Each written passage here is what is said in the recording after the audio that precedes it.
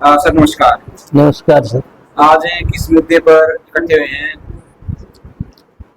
आज जो मुद्दा है वो ओबीसी समाज के साथ जो ज्यादतियां हो रही हैं और हमारे बच्चों को जो ना रोजगार से वंचित किया जा रहा है, जबकि वो सारी की सारी क्वालिफिकेशन जो ना पूरी कर रहे हैं।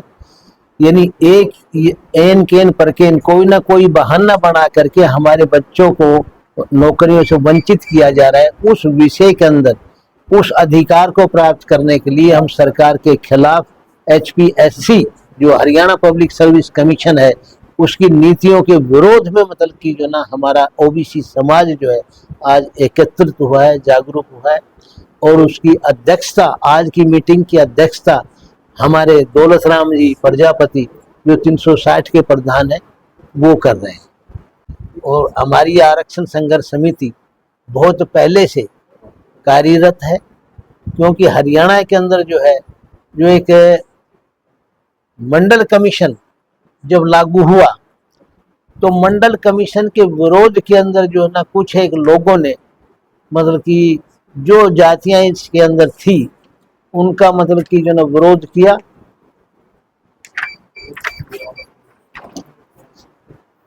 तो हमारी पिछड़ा वर्ग संयुक्त संघर्ष समिति ने उस वक्त जो है ना लोगों के अंदर एक जागरूकता पैदा की थी कि मंडल कमीशन जो है वो हमारा संवैधानिक अधिकार है।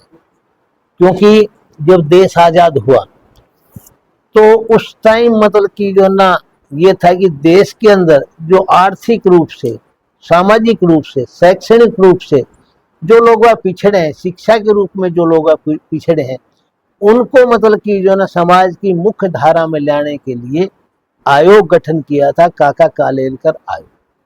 काका कालेलकर आयोग ने अपनी रिपोर्ट जो 1955 में दे दी थी। लेकिन तत्कालीन जो कांग्रेस की सरकार थी, पंडित जवाहरलाल नेहरू के नेतृत्व में जो सरकार थी, उसने इस रिपोर्ट को लागू नहीं किया। महज इसलिए नहीं किया कि जो लोग बाग अंग्रेजों के पास में ऊंचे ऊंचे पदों पर थे, उन्होंने इसका मतलब कि जो ना एक हिडनली विरोध किया कि अगर जो समाज के दलित वर्ग है, पिछड़े लोग बाग है, शेड्यूल कास्ट है, अगर वो पढ़ लिख करके और रिजर्वेशन के माध्यम से हमारे समकक्ष आ गए तो हम मतलब कि कहाँ जाएंगे। तो उन्होंने अपनी मतलब कि इस एकाग्रता समझिए, एकाधिकार, इस एकाधिकार को मतलब कि जो ना बरकरार रखने के लिए उस रिपोर्ट को लागू नहीं किया। धीरे धीरे लोगों में जागृति आई और 1900 मतलब कि जो ना 74 के अंदर जयप्रकाश नारायण का जो आंदोलन था कांग्रेस के खिलाफ, उसमें ओबीसी समाज के बहुत नेता जो ना वो ऊपर आए और उनके विवेक ने उनकी सोच ने ये कहा कि हमारा तो शोषण हो रहा है। तब उनके प्रभाव में, दबाव में जो है 1979 के अंदर मोरारजी देसाई की सरकार ने मंडल कमीशन का गठन किया। बीपी मंडल ने जो है ना अपनी रिपोर्ट 2 जनवरी 1980 के अंदर जो है ना प्रस्तुत दे दी थी। लेकिन तब जो है ना सत्ता बदल चुकी थी, इंदिरा गांधी जो है ना वो देश की प्रधानमंत्री बन चुकी थी। इंदिरा गांधी ने भी वही रवैया रखते हुए उस रिपोर्ट को लागू नहीं किया। 1989 के अंदर जो है सत्ता परिवर्तन हुआ, तब वीपी सिंह जी जो है ना इस देश के प्रधानमंत्री बने। उस वक्त जो है ना ओबीसी समाज के बहुत ज्यादा मतलब कि लोग बाग जो ना वो लोकसभा में आ चुके थे। कर्पूरी ठाकुर जी, मुलायम सिंह यादव, शरद यादव और अपने ये मतलब कि जो है लालू यादव। तब इन लोगों ने मतलब कि जो है ना वीपी सिंह के ऊपर एक मतलब कि जो है ना दबाव डाला कि भाई समाज जो है ना जब तरक्की करेगा, जब समाज के पिछड़े वर्ग को, वंचित वर्ग को, दलित समाज को जब तक आप आगे नहीं लाओगे तब तक मतलब कि जो ना देश का जो ना विकास नहीं हो सकता, देश के अंदर बराबरी नहीं हो सकती। इस गैर बराबरी को, सामाजिक गैर बराबरी को खत्म करने के लिए मंडल कमीशन लागू किया। देश में बहुत भारी विरोध हुआ। वो विरोध किनका था? वो केवल 15% लोगों का विरोध था। सत्ता के ऊपर जो काबिज केवल 15% पूंजीपति पर, क्योंकि पूंजीपति ही जो ना देश की सत्ता को चलाते, उन लोगों ने विरोध किया बाकी आम लोगों का कोई विरोध नहीं। उन्होंने तरह तरह के हथकंडे जो है ना वो किए, हमारे ही बच्चों को मिसगाइड करके मतलब कि हमारे खिलाफ ही जो है ना बैठा दिया, प्रदर्शन किए। सोनीपत के अंदर तो बहुत बसें वगैरह रोडवेज की जला दी गई। लेकिन बहुत अच्छी इच्छा शक्ति थी वीपी सिंह की कि उसने मतलब कि मंडल कमीशन को लागू। जहां हरियाणा की बात है, हरियाणा के अंदर उस वक्त जो है जब मंडल कमीशन लागू हुआ तो मास्टर हुकम सिंह जी थे, मास्टर हुकम सिंह जी सीएम थे। तो हरियाणा में फिर मतलब कि गुरनाम सिंह आयोग का गठन किया। गुरनाम सिंह आयोग के अंदर जो ना और जो भी जातियां थी सबको आरक्षण दे दिया, लेकिन वो संवैधानिक नहीं था। क्यों नहीं था?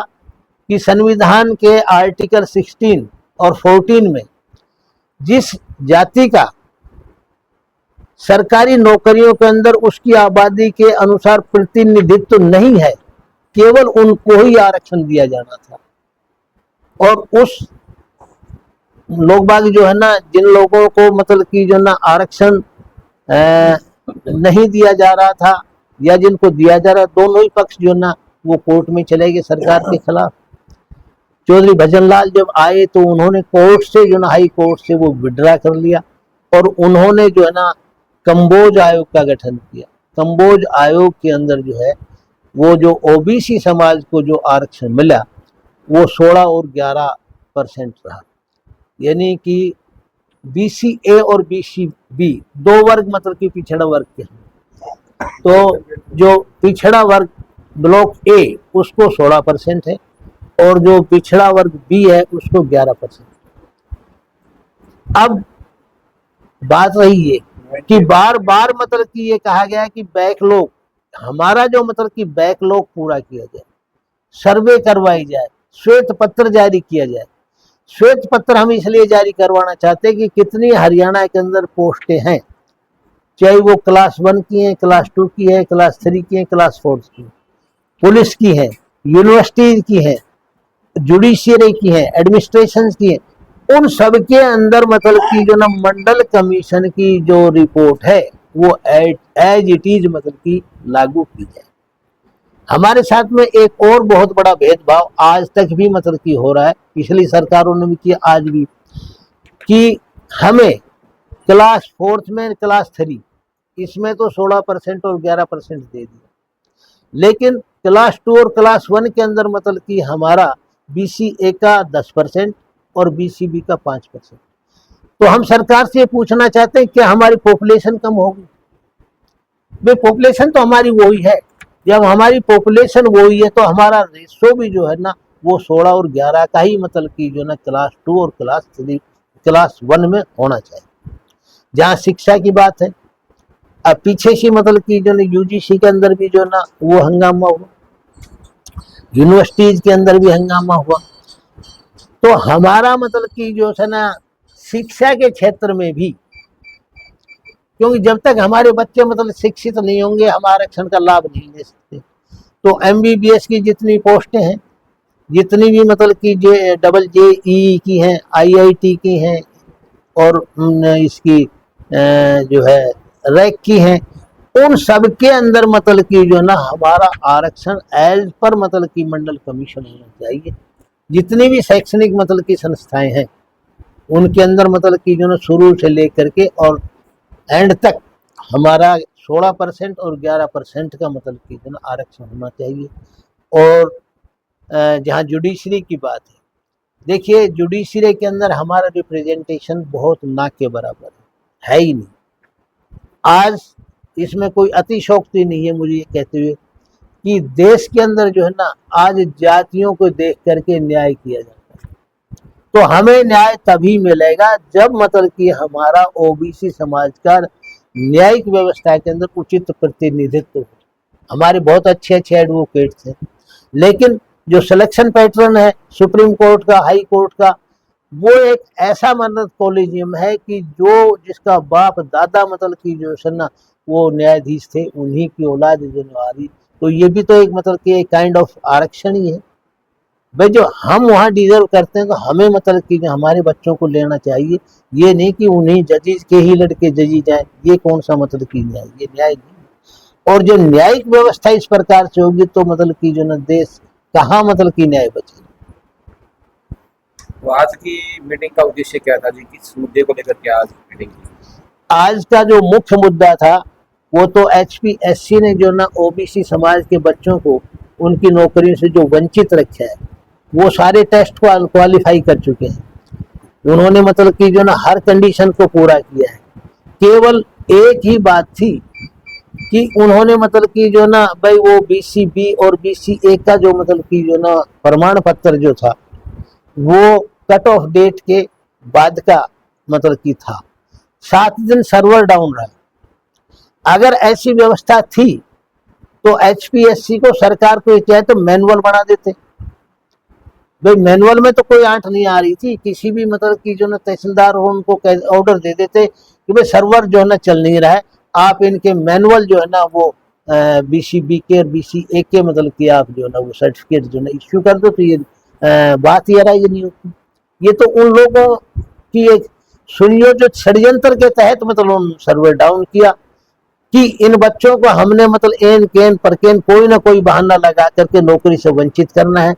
और 2 दफा चांस के बाद में वो जर्नल को वैकेंसी ट्रांसफर हो जाती है, ये कह करके not found suitable candidates for this job. तो इससे मतलब हमारा हक मारा जा रहा है। हमारे ये जो बच्चे हैं ये बेचारे बहुत 10 हरियाणा में 10-10 15-15 साल में तो वैसे वैकेंसी निकलती है बहुत मुश्किल से। फिर नेट करना पड़ता है, कहीं मतलब कि एस्टेट करना पड़ता है, उसके बाद में 3 टेस्ट मतलब कि क्वालिफाई करने पड़ते हैं, उसके बाद में मतलब कि इंटरव्यू है। इतनी प्रक्रियाओं के गुजरने के बाद भी अगर कोई बच्चा मतलब कि जो ना केवल डोमिसाइल वगैरह या सॉरी बैकवर्ड उससे मतलब कि वंचित रह जाता है तो उसका तो मतलब कि क्या जीवन ही बर्बाद हो गया। सर, बात करते हैं ओबीसी की। ओबीसी सीएम है, दक्षिण हरियाणा का जो प्रतिनिधित्व है वो भी ओबीसी रहा है शुरुआत से ही। तो ओबीसी की इतनी भागीदारी है, फिर भी धरना प्रदर्शन ज्ञापन आंदोलन करना पड़ रहा है, फिर क्या फायदा है ऐसे प्रतिनिधियों को? हाँ, देखो ऐसा है, ये कटु सत्य है कि भारतीय जनता पार्टी को बनाने के अंदर जितना बड़ा योगदान OBC समाज का है वो आज तक मतलब कि जो है ना किसी भी सरकार को बनाने में और किसी का योगदान नहीं। लेकिन ये क्यों दिया गया? क्योंकि कांग्रेस की नीतियों से भी OBC समाज जो है ना उसको वंचित मतलब कि रखा गया। उनके उनसे मतलब कि जो ना तंग आकर के OBC समाज एक विकल्प चाहता था। लेकिन OBC समाज को यह पता नहीं था कि वो चोर चोर मोशेरे भाई, कि इनकी भी पॉलिसीज वही रहेंगी जो मतलब कि जो है ना कांग्रेस की थी। वरना तो लेकर के नारनौल से और पंचकुला तक, कुरुक्षेत्र, यमुनानगर, झांसी, हमारी 28 सीटें जो ना MLA की OBC समाज की बनती है, जिसमें OBC समाज या प्रत्यक्ष रूप से या मतलब कि अप्रत्यक्ष रूप से, अगर कहीं मान लो दूसरा भी कोई है तो अप्रत्यक्ष रूप से भी जो ना समाज जो है वो पूरा कंट्रीब्यूट करता है बनाने में। और जहां तक बैकवर्ड क्लास 1 की बात है, BC-A, ये समाज जो है वो थ्रू आउट हरियाणा है। चाहे मतलब कि जो है ना कि वो रोहतक है, चाहे वो हिसार है, चाहे वो पंचकुला है, जींद है, ये समाज एक ऐसा है कि हर गांव के अंदर है। आपको हर गांव के अंदर जो है ना जागीर समाज मिलेगा, हर गांव के अंदर कुम्हार समाज मिलेगा, हर गांव के अंदर नाई समाज मिलेगा, हर गांव में दर्जी समाज मिलेगा। लेकिन क्या है कि ये एक बेल्ट में नहीं है। एक बेल्ट में ना होने की वजह से मतलब कि जो ना ये है कि प्रभावित तो ये करते हैं, इनकी जो वोटें हैं वो MLA बनाने में निर्णायक है, प्रभावित करती हैं। लेकिन क्या है कि सरकार के दिमाग में ये नहीं कि इनका इतना बड़ा मतलब कि वजूद और उसकी तुम अवहेलना कर रहे, ये बहुत ही दुर्भाग्य की बात है। आप बता रहे हैं 28 सीटें हाँ ओबीसी हाँ की हैं, हाँ 3-4 मंत्री भी बना रखे हैं। हाँ उसके बाद भी ओबीसी का समाधान नहीं है, ओबीसी के बच्चों को आंदोलन करना पड़ रहा है। हाँ फिर क्या फायदा है हाँ, ऐसे? इवन जो हमारा मुख्यमंत्री है वो भी आज OBC समाज।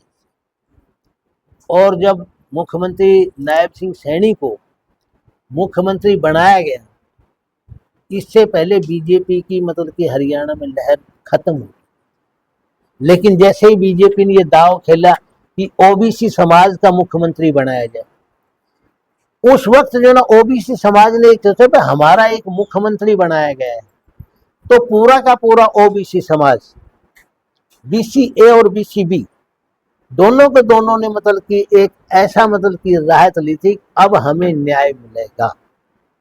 और ये जो सरकार है इसके अंदर मंत्री भी हमारे हैं, लेकिन क्या है कि ये दबे हुए हैं, ये आरएसएस की नीतियों से, ये सेंटर की नीतियों से मतलब कि इनको अपनी कुर्सी बचाने से मतलब है कि हमारी कुर्सी बची रहे, हमारा मंत्रालय बचा रहे, समाज कहीं भाड़ में जाए, ये इनकी सोच है।